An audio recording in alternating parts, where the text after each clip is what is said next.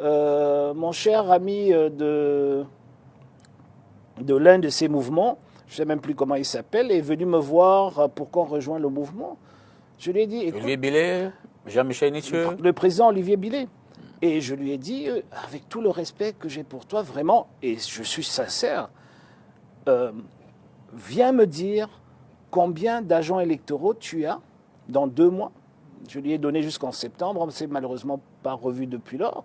Je lui ai dit, tu reviens me voir en septembre avec le nombre d'agents électoraux que tu as sur le terrain. Moi, je viens avec les miens, on les met sur la table, on sait qui est qui. Cette élection sera gagnée dans les urnes. Ce n'est pas la télévision. Donc moi, j'ai besoin d'être présent. OK ?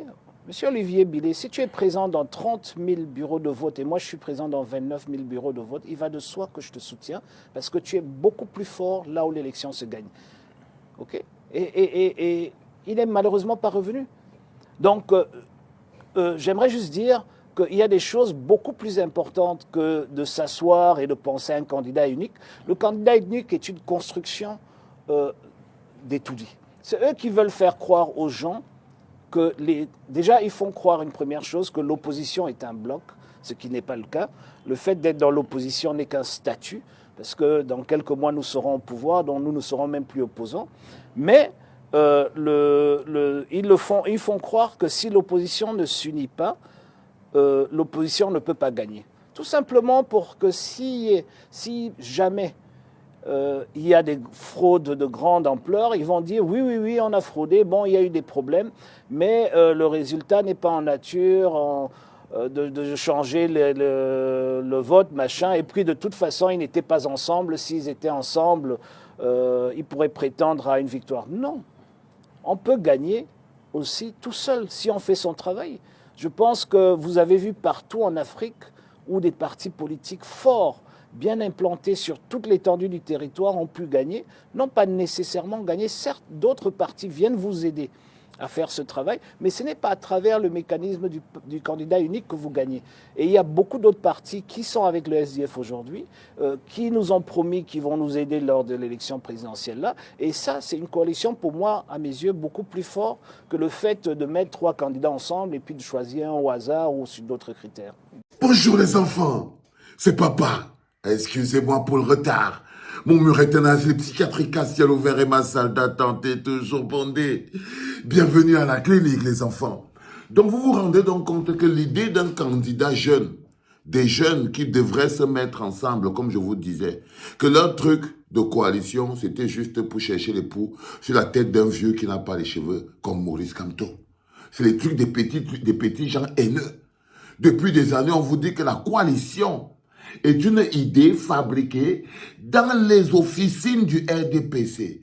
Et quand vous voyez un candidat qui vous pourchasse avec ça, sachez que c'est quelqu'un qu'on a envoyé venir mettre dans l'environnement le poison qui donne aux gens l'excuse d'accepter un verdict totalement frauduleux.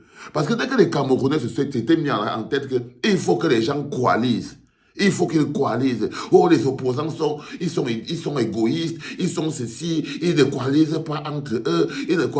Mais on vous avait fabriqué une chimère, la coalition. Ce truc nous a embrouillés pendant des années.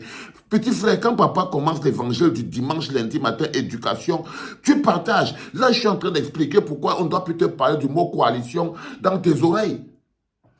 Que la coalition est une fabrication.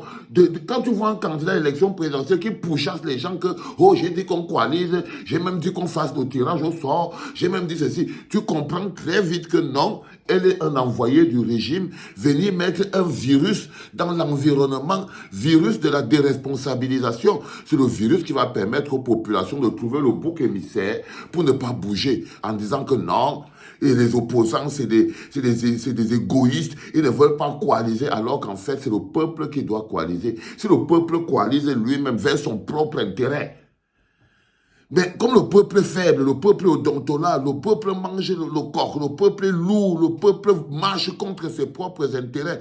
C'est tout le peuple en lui-même, population du nord, du sud, de l'est, de l'ouest, du centre, de toutes les 10 régions du Cameroun qui doivent coaliser ensemble pour aller vers leur destin. Comment vous faites quand les gens partent prendre leurs ordres dans une officine?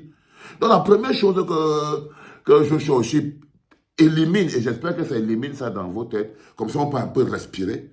On va enfin un peu respirer, hein. C'est vos histoires de coalition. Donc vous prenez ça, vous mettez de côté.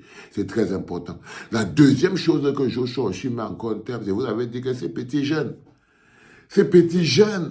tous les jours, ils mettent la jeunesse sur la table comme étant un programme politique. Je crois que vous venez de capter encore que la jeunesse ne peut pas être un programme politique. Mais si la jeunesse était un programme politique, on a une élection présidentielle où vous avez au moins 4 jeunes qui sont en course. Joshua Oshie parle d'Olivier Billet avec le mépris. Avec le mépris. Va alors imaginer le mépris qu'il peut avoir pour Nkwagne. Joshua Oshie parle d'Olivier Billet. Il ne connaît même pas. Il dit qu'un des mandataires de cette... des mandataires de ces coalitions est venu me voir. Vous voyez d'abord l'arrogance avec laquelle il est assis, mon frère. Il dit que non. Donc, même le nom d'Olivier Billet, il donne non. Il dit que je ne connais pas Olivier Billet. Et ça, c'est regardez dans la relance de député Tongo, journaliste sardine de première dimension. Il dit, c'est qui Olivier Billet, Jean-Michel Nietzsche. Mais lui, il était en train de dire qu'il ne connaît même pas. Il ne se rappelle même pas le nom d'Olivier Billet. Il ne se rappelle même pas de ton nom, Olivier Billet. Parce que c'est des mecs qui ont pu s'asseoir pour créer une coalition à laquelle Paul Biya serait candidat. Olivier Billet. Il y avait les Olivier Billet, les Nkwagne, les Célestin Djamène. Ils avaient une coalition là. Célestin Djamène, Olivier Billet, Nkwagne, Ndjekam Djamani, plein de tous ces gars qui crient la haine de Maurice Kamto là et qui espèrent que le gouvernement va les aider à se débarrasser de Maurice Kamto. Parce que je les appelle les opposants de l'opposition, qui n'ont qu'un seul rêve. Nkwagne est dans la même situation. Même celui qu'on appelle Joshua Oshie est dans la même situation. Ils supportent tous le RDPC parce qu'en fait, ils sont à la conquête du poste de leader de l'opposition. Donc pour eux, si jamais Paul Biya peut se débarrasser de Maurice Kamto à leur place pour qu'eux ils deviennent les leaders de l'opposition et dans un avenir prochain, ils vont peut-être pouvoir être candidats. Mais c'est des gens qui ont une tête que vous ne captez pas. C'est pour ça que je dis qu'il faut faire très attention aux jeunes là-bas au Cameroun. Votre histoire de jeunesse, de machin, truc, tout ça, c'est seulement de la déresponsabilisation. C'est seulement la déresponsabilisation. Vous avez des jeunes qui sont candidats à l'élection présidentielle. S'ils avaient une pensée forte pour la jeunesse camerounaise, ils pourraient aussi dire que faisons une coalition de jeunes. Joshua Oshie, Cabral Libi, le guide de Jouvence, Serge Espoir Matomba, tu ajoutes même... il y a encore l'autre petit qui est encore sorti là, Gibaï Gaïtama, et il y a des noms qui sortent tous les jours. Donc ce n'est pas la jeunesse qui va manquer pendant cette élection, les enfants.